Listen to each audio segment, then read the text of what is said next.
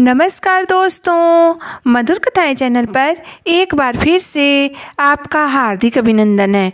तो आज की मेरी कहानी का शीर्षक है लड़ाकू बहू। तो चलिए शुरू करते हैं आज की अपनी ये कहानी। आज गांव में बहुत चहल पहल थी क्योंकि गांव में आज एक शादी होने वाली थी। बारात आई, द्वार पूजा का रस्म पूरा हुआ और बरमाला का रस्म शुरू हुआ। परंतु यह क्या, बरमाला के समय ही दूल्हा और दुल्हन आपस में लड़ पड़े। लोगों ने बहुत समझा बुझाकर दोनों को फेरे के लिए बैठाया, परंतु वह दोनों वहाँ भी आपस में लड़ पड़े क्योंकि दूल्हा राघव फेरे लेते समय बहुत तेज चल रहा था। तभी उसके पीछे चल रही दुल्हन मालती ने कहा, धीरे धीरे चलो, क्यों घोड़े की तरह दौड़ रहे हो। अपने लिए घोड़ा शब्द सुनते ही राघव का गुस्सा 7वें आसमान पर पहुँच गया और वह बोला, जो लड़की फेरे में मेरे साथ नहीं चल सकती है वह जिंदगी में क्या खाक मेरा साथ निभाएगी। यह सुनकर पंडित जी ने ऐलान कर दिया कि यह शादी 6 महीने भी नहीं टिक पाएगी, एकदम बेमेल जोड़ी है। बाराती और घराती दोनों पक्ष के लोगों ने उन्हें समझाकर फिर से फेरों में बैठाया। शादी की पहली रात में भी उन दोनों की जमकर लड़ाई हुई। दोनों ने एक दूसरे के बाल नोच डाले। यह देखकर मालती की सास बोली, मुझे नहीं चाहिए ऐसी लड़ाकू बहू। उसके बाद मालती अपने मायके आ गई, मगर 1 महीने बाद ही उसका पति राघव उसे मायके से विदा कराकर अपने घर ले आया। कुछ दिन तो दोनों शांत रहे, परंतु फिर से दोनों आपस में लड़ने लगे। लोगों ने उन्हें बहुत समझाया कि लड़ाई झगड़े से गृहस्थी नहीं चलती है, प्यार से रहा करो तुम दोनों। वह दोनों प्यार से तो रहते थे, मगर लड़े बिना उन दोनों को चैन नहीं मिलता था।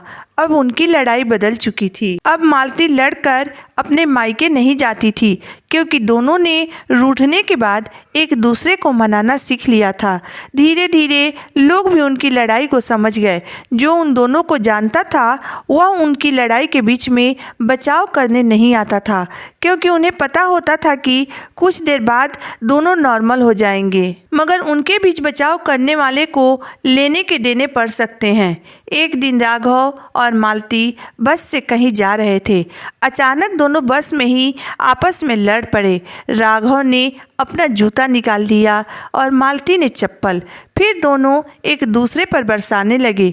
यह सब देखकर एक नौजवान उन दोनों की लड़ाई के बीच में आ गया और उसने राघव को थप्पड़ लगाते हुए कहा, तुम्हें शर्म नहीं आती है। औरत पर हाथ उठाते हुए राघव को थप्पड़ पड़ते देखकर मालती विकराल रूप में उस युवक पर झपट पड़ी। उसने चप्पलों से उसे पीटते हुए बोली, यह मेरा पति है, यह मुझे मारे या मैं इसे मारूं। तू दाल भात में मूसल चंद कौन है? तुम होता कौन है हमारे बीच में बोलने वाला? यह सुनकर वह युवक मालती को देखने लगा। बेचारा वह युवक तो गाड़ी में बैठी सभी सवारियों पर धौंस जमाना चाहता था, मगर मालती ने उसकी इज्जत का कचरा कर दिया।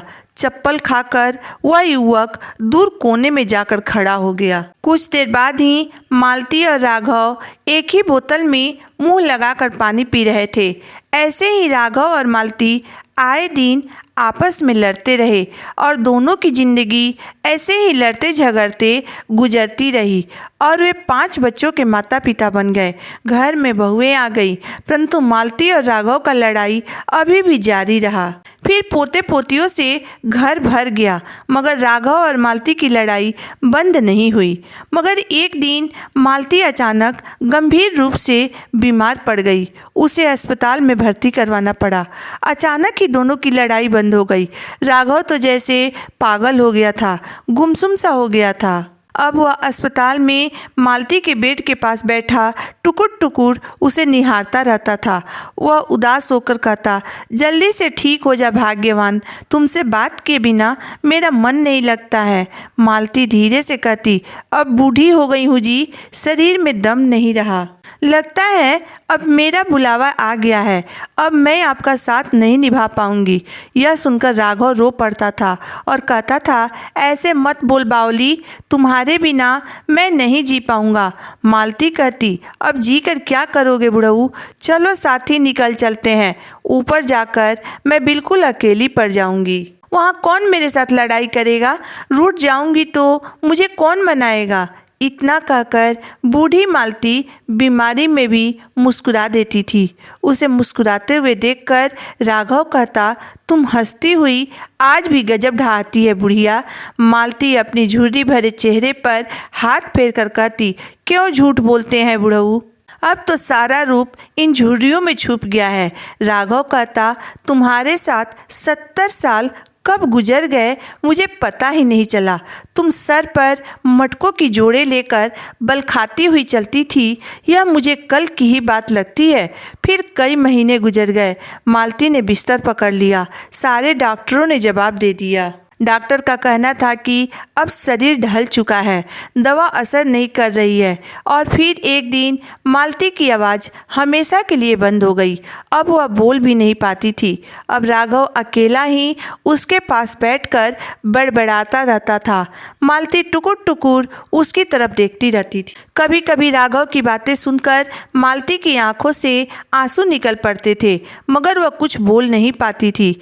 एक रात जब राघव मालती के पास ही बेड पर बैठा था तो उसने देखा कि मालती छटपटा रही थी। फिर मालती ने कसकर राघव का हाथ पकड़ लिया और हाथ पकड़ते ही वह हमेशा के लिए इस दुनिया से विदा हो गई। उसके शरीर की सारी हरकतें रुक गई। राघव समझ गया कि अब पत्नी की यात्रा पूरी हो गई है।